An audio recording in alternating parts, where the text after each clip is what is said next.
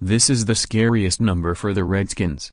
Chris Cooley said this week that if he hadn't been calling Sunday's blowout loss to the Chargers on the Redskins Radio Network, he would have switched the station to the Rams-Eagles game, a high-scoring barn-burner between two of the NFL's best and most enjoyable teams.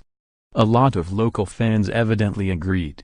As a result, the local TV ratings for Washington's loss in LA were shockingly low, certainly among the lowest in the Daniel Snyder era. Washington's 30-13 defeat earned an 11.8 household rating in the DC market. That put it barely ahead of the 11.5 rating earned by the simultaneous Rams-Eagles game. But that isn't the worst of it. Here's the worst of it. During Sunday's 1 p.m. window, the Giants-Cowboys game on Fox earned a 14.4 rating in the DC market. And later that night, the Steelers-Ravens game on NBC's Sunday Night Football earned a 16.2 rating in the DC market. And Monday night, the Patriots-Dolphins game earned an 11.1 rating in the DC market. The takeaway: the Redskins were the third most watched NFL game in their home market last weekend, behind games featuring their biggest national rival and their biggest local rival. And they came rather close to being the fifth most watched NFL game in their home market last weekend. That's the kind of thing that's supposed to happen in LA that is not the kind of thing that's supposed to happen here. It's hard to imagine that will go unnoticed in Ashburn's biggest offices. Now for all the caveats, which you've already been ticking off. Last weekend offered a nearly one-of-a-kind convergence of circumstances. The Redskins almost immediately were getting swamped by a West Coast team with virtually no local following. Any intrigue vanished well before halftime. And that game was going head-to-head against the Eagles, one of the league's best teams, and one with a huge local following, who happened to be facing the appealing Rams, in a back-and-forth shootout. You couldn't imagine a more perfect scenario to chase away Redskins fans. The other three games that ran on local TV featured five teams with huge local fan bases: the Cowboys, Giants, Ravens, Steelers and Patriots. Add the Eagles, and those are probably the six most popular teams in Washington other than the Redskins. Further, the Patriots game was undecided until the very end. So was the Steelers-Ravens game. So was the Eagles-Rams game.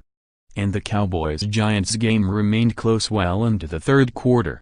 So these are appealing games with appealing teams, going against a ridiculously one-sided Redskins contest against a vagabond Chargers franchise? And then add in all the other factors driving down TV ratings, from modern viewing habits to whichever flavored fan disgust you prefer to explain dipping interest in football. Okay.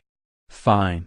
Still, as recently as 2013, a bad season, the Redskins averaged a 26.6 rating locally, according to Sports Business Journal. In 2014, Jay Gruden's disappointing first season, they averaged a 22.7 rating locally. The home disaster against the Chiefs in 2013, a 45-10 drubbing, still earned a 20.7 rating.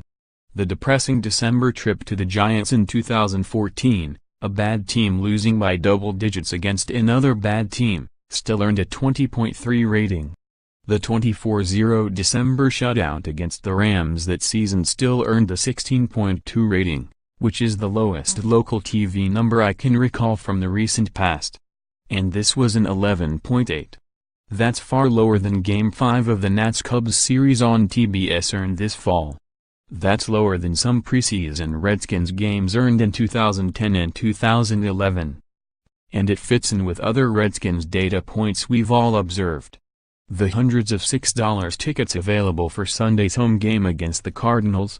The longtime sports radio host who told me this summer that it was the least buzz he could remember for a Redskins season in 21 years. The friends who have given up the family seats, or turned down free tickets to home games, or skipped an entire Skins game on TV, or just stopped following the team entirely. The fact that the traffic for this very Redskins-centric blog you're reading right now is actually down year to year, despite the Capitals and Nationals and Wizards all making the playoffs in 2017.